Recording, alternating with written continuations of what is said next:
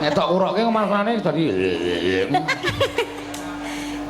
Wah suarane apik tenan.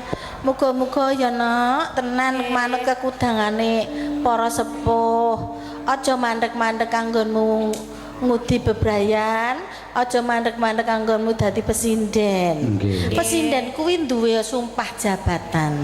Sumpahe napa pesinden? Sumpah jabatan kuwi nek dituku larang dijaluk diwenehke. Lan uga dadi pesinden ngudi ilmu sing akeh, kualitas sing dutamakne aja kuantitas. Terus meneh sumpah jabatanmu selama masyarakat masih mau menerima suaramu kowe dadi sinden ya sampai tua pun. Nggih ngono kuwi no. Kuwi dadi rungokke liyane iki dadi rungokke ora do mangan kabeh ngono.